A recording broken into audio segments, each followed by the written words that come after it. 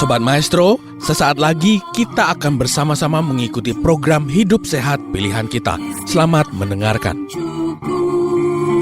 Membuat wajah berseri, diet yang seimbang, tubuh terlihat indah, udara yang bersih, jadikan hidup semangat, pengendalian diri, itu pemenang sejati. Hidup sehat, anugerah Tuhan. Hidup sehat, sangat berharga. 10 hukum kesehatan. Hidup sehat. Ada orang yang makan vitamin C teratur, tetapi tetap mengalami masalah-masalah terkait defisiensi vitamin C. Seperti imunitasnya turun, mudah sakit, gampang kena sariawan, dan kemudian mudah untuk mengalami kurang darah atau anemia. Karena penyerapan dari zat besi terganggu apabila vitamin C-nya tidak cukup. Nah, dari penelitian genetika pada manusia ditemukan bahwa ada orang tertentu yang memiliki variasi genetik pada gen glutathione S transferase T1 atau GSTT1. Nah, sehingga pada orang yang memiliki variasi genetik di gen GSTT1 ini, maka yang terjadi adalah seperti yang bisa Bapak dan Ibu saksikan di grafik ini, grafik penelitian ini, bahwa kalau orang itu memiliki variasi yang disebut dengan variasi DEL, maka ketika orang itu tidak cukup dalam keseharian makan vitamin C, mengasup vitamin C, maka cenderung akan langsung terjadi defisiensi yang sangat signifikan dibandingkan dengan orang yang tidak memiliki varian gen tersebut. Tetapi, kalaupun orang yang punya varian dibandingkan dengan orang normal ini, kalau asupan vitamin C mereka selalu cukup, maka tidak akan ada masalah keduanya. Jadi masalah yang terjadi adalah kalau ada varian gen ini, ketika dia tidak cukup vitamin C-nya, maka cenderung akan langsung menyebabkan defisiensi secara signifikan. Itu saja bedanya. Nah, tetapi ini hanya terjadi pada individu yang asupan vitamin C-nya tidak pernah mencukupi seperti yang saya sebutkan tadi. Artinya orang itu menjadi rentan terhadap terjadinya defisiensi, sehingga mudah terjadi gejala dari defisiensi. Penelitian ini menunjukkan bahwa untuk populasi Asia Selatan dan Timur, maka persentase populasi yang memiliki variasi genetik ini berkisar 21 sampai 42%. Nah, mari kita lihat juga tentang kondisi yang lain. Vitamin E tadi, vitamin C. Sekarang kita lihat kondisi yang lain pada orang yang mengalami masalah genetika terkait dengan metabolisme vitamin D-nya. Kita mengetahui berbagai fungsi penting dari vitamin D. Dan vitamin D ini kita bisa dapatkan dari dua sumber, yaitu sinar matahari dan juga dari makanan. Tetapi vitamin D yang berasal dari dua sumber ini bukan vitamin D yang aktif. Dia belum berfungsi di dalam tubuh, belum ada fungsinya. Dan bukan juga itu yang diperiksa di laboratorium lewat pemeriksaan vitamin D.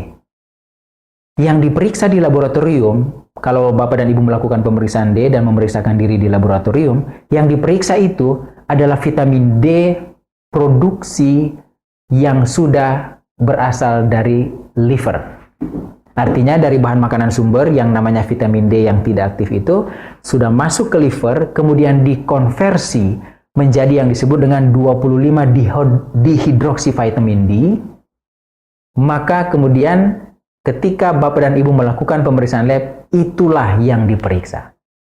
Maaf, bukan 25 dihidroksi, tetapi 25 hidroksi vitamin D. Yang kemudian ditentukan apakah cukup, apakah kurang, atau sangat kurang. Nah, coba kita lihat di gambar ini bahwa di liver ada satu gen dan enzim yang berfungsi untuk mengkonversi vitamin D dari sumber yang tadi, sinar matahari dan makanan, untuk menjadi 25 dihidroksivitamin D. Yaitu yang disebut dengan enzim CYP2R1 atau cytochrome P. Bahasa Indonesia adalah cytochrome P450 family 2, ya. Subfamily R, member 1, yang memang agak rumit. atau ringkasnya disebut sebagai enzim vitamin D25 hidroksilase. Jadi inilah enzim-enzim yang berfungsi untuk mengkonversi. Nah, pada orang tertentu terjadi variasi genetik di mana pembentukan enzim ini tidak cukup. Sehingga walaupun berjemur sinar matahari rutin, walaupun mungkin makan vitamin D udah cukup, tetapi kadarnya di dalam darah tetap terdeteksi rendah. Sehingga kadang-kadang orang menjadi bingung. Saya sudah berjemur sinar matahari rutin, saya sudah makan cukup vitamin D, kenapa vitamin D di dalam tubuh saya nggak naik-naik? Mungkin ada variasi genetik di dalamnya. Sehingga kita harus hati-hati dengan, karena tidak naik-naik, berjemur lebih panjang, sehingga akhirnya risiko kanker kulit menjadi meningkat. Padahal yang terjadi sebenarnya adalah variasi genetik. Nah, dalam keadaan seperti ini, maka yang dianjurkan adalah mengatur kecukupan vitamin D secara khusus. Nah, itu biasanya ada cara yang kami lakukan kepada pasien, bagaimana cara, berapa jumlah yang diberikan di awal, berapa maintenance-nya, untuk kemudian mengatasi masalah variasi genetik ini. Tetapi variasi genetik ini bukan destininya kita. Artinya ketika ada masalah itu, kita pasrah. Tidak. Ada yang perlu kita lakukan, yaitu dengan perubahan pola hidup. Walaupun mungkin saya tidak jelaskan secara rinci pada saat ini.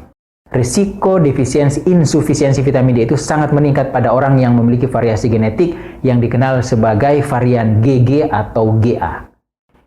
Sehingga dianjurkan bagi individu-individu yang memiliki variasi genetik seperti ini harus memastikan tidak boleh miss sedikit pun berjemur sinar matahari dan konsumsi makanan yang mengandung vitamin D. Karena kalau sedikit saja dia miss vitamin D dari sinar matahari dan makanan, maka cenderung akan mengalami insufisiensi di dalam tubuhnya. Hal lain terkait dengan kondisi. Kita juga sering mendengar, bahkan mungkin menyebutkan bahwa gula itu berbahaya. Hindari tepung dan jangan makan minyak. Hal-hal tersebut benar, sangat benar ketika seseorang berada di dalam keadaan sehat dan ketersediaan makanan alamiahnya cukup. Tetapi hal tersebut tidak bisa kita generalisasi. Sebagai contoh, ada terjadi kasus-kasus malnutrisi atau gizi buruk yang terjadi di dunia ketiga. Justru terselamatkan dengan menggunakan bahan makanan tersebut, terutama gula dan minyak. Contoh yang lain tentang kondisi ketika seseorang mengalami kencing manis, diabetes mellitus tipe 2, maka rekomendasi prioritasnya adalah pengaturan keseimbangan karbohidrat, lemak, dan protein, dan makan buah dan sayur secukupnya. Ini agak berbeda halnya di masa COVID-19, di mana berbagai rekomendasi nutrisi justru memprioritaskan vitamin dan mineral untuk memastikan dan memperkuat sistem kekebalan tubuh manusia, sehingga merekomendasikan makan buah dan sayur dalam jumlah banyak. Plenty of vegetables and fruits. Itulah rekomendasi dari WHO melalui FAO di era pandemi COVID-19. Berbeda dengan pada penderita kencing manis. Buah dan sayur harus makan secukupnya. Jangan kurang dan jangan juga berlebihan. Dari contoh-contoh tersebut kita melihat bahwa tidak semua orang dapat memakan makanan yang sama dan kemudian menjadi sehat. Kondisi tiap individu akan menentukan kebutuhan dan prioritas nutrisi, dan akhirnya akan menentukan jenis dan jumlah makanan yang juga berbeda-beda. Bisa jadi satu jenis makanan itu enak dan sehat bagi orang yang lain, tetapi ketika dimakan oleh orang lain, justru itu menjadi tidak enak, bahkan mungkin berbahaya. Sebenarnya hal ini sudah disampaikan oleh WHO, yang bisa kita lihat di website WHO tentang Fact Sheet Healthy Diet menurut WHO, di mana disebutkan bahwa diet yang seimbang akan berbeda-beda untuk tiap individu, disesuaikan dengan usia, jenis kelamin, derajat aktivitas fisik, konteks budaya, ketersediaan makanan secara lokal, bahkan kebiasaan seseorang. Tetapi WHO menyebutkan bahwa prinsip dasarnya harus sama. Prinsip-prinsipnya tetap sama. Dan pedoman makan 7K yang sedang kita bahas saat ini dan akan kita bahas pada waktu-waktu yang akan datang, meringkas prinsip-prinsip tersebut yang menurut WHO harus sama.